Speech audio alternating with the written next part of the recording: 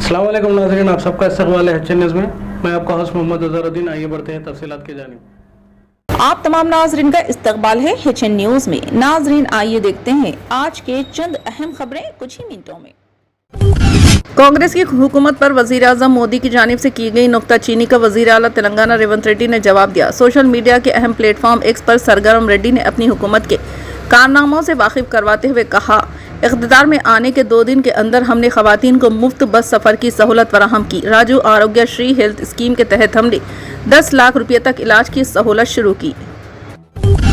तेलंगाना के वज़ीर ज़राअत नागेश्वर राव ने कहा कि ये ज़राई अहदेदारों की जिम्मेदारी है कि वो सरकारी फंड को मुस्तहिक़ अफराद तक पहुँचाएँ। आज वज़ीर मौसूफ ने हैदराबाद के Marri Chenna Reddy human resource development institute में मुनक़िदा तरबियती प्रोग्राम में ज़राई अहदेदारों को मुख्तलिफ हिदायत दी। इस तरबियती प्रोग्राम में 140 से ज़ायद नए तैनात होने वाले ज़राई अहदेदारों ने शिरकत की।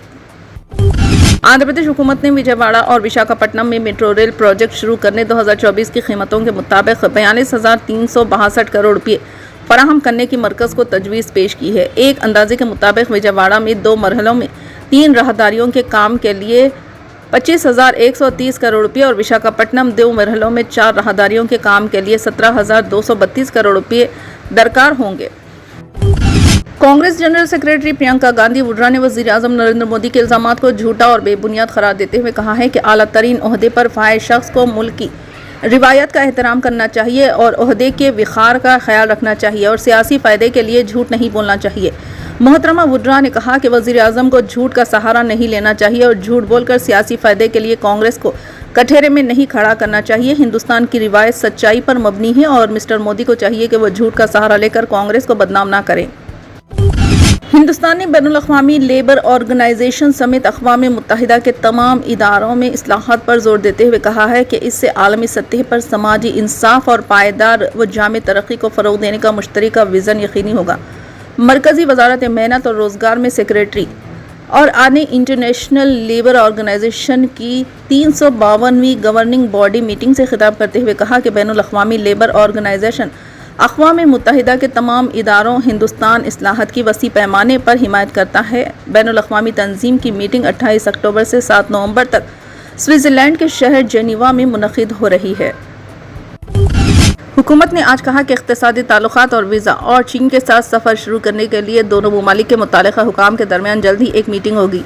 चीन के साथ अप्रैल 2020 में line of actual control LAC पर जमूद की बहाली के मुआहदे के बाद वीज़ा और इक़्तिसादी ताल्लुक़ात की बहाली के बारे में पूछे जाने पर वज़ारत ख़ारजा के तर्जुमान रणधीर जायसवाल ने आज यहाँ एक बाकायदा ब्रीफिंग में कहा कि जैसा कि ये था, ख़ाज़न में रहनुमा वज़ीर आज़म नरेंद्र मोदी और चीनी सदर शी जिनपिंग की मीटिंग में इस बात पर भी इत्तेफाक किया गया कि वज़राए ख़ारजा और दिगर हुकाम की सतह पर मुतालिका डायलॉग मेकानिज़म को 2 तरफ़ा ताल्लुक़ात को मुस्तहकम करने और दोबारा तामीर करने के लिए इस्तेमाल किया जाएगा। जल्द ही ये मेकानिज़म एक दूसरे की दिलचस्पी और तशवीश के मसाइल से निपटने के लिए मिलेंगे।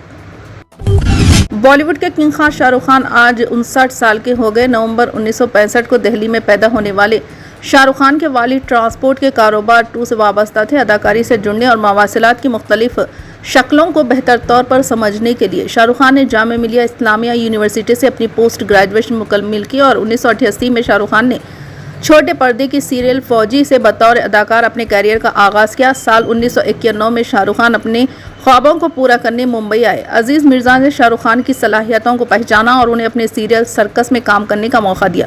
इन दिनों हेमा मालिनी अपनी फिल्म दिल आशना है के लिए दिव्या भारती के मुकाबिल एक नए चेहरे की तलाश में थी। जब शाहरुख खान को इस बात का इल्म हुआ तो वो अपने दोस्तों की मदद से इस फिल्म के लिए स्क्रीन टेस्ट कराने गए और उन्हें मुंतखब कर लिया गया।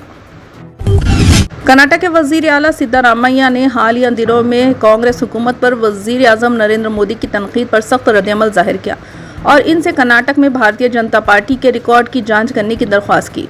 सिद्धारामैया बीजेपी पर रियासत में तबाहकुन विरासत छोड़ने का इल्ज़ाम लगाया और दावा किया कि इनकी हुकूमत ने अपने 5वें बड़े वादों को पूरा किया है, जिसमें 52,000 करोड़ रुपये से ज़्यादा का बजट मख्तस किया गया है और सरमायाकारी की तरक्की के लिए 52,903 करोड़ रुपये इजाफी वादे किए गए। इन्होंने जुमा को बीजेपी के दौर में मुबैना 40% कमीशन घोटाले का हवाला दिया और वादा किया कि पिछली हुकूमत ने वसाइल को मुंतकिल कर दिया जिससे कर्नाटक की तरक्की को तेज़ किया जा सकता है। इन्होंने कहा कि अब हम इस 40% कमीशन को अवाम की खिदमत के लिए भेज रहे हैं। इन्होंने कहा कि बीजेपी की कामयाबी क्या है, इसने बदउनवानी को फरोग दिया, कर्नाटक को कर्जों में डुबा दिया और इन नाकामियों को छुपाने के लिए तशहीर पर इन्हिसार किया।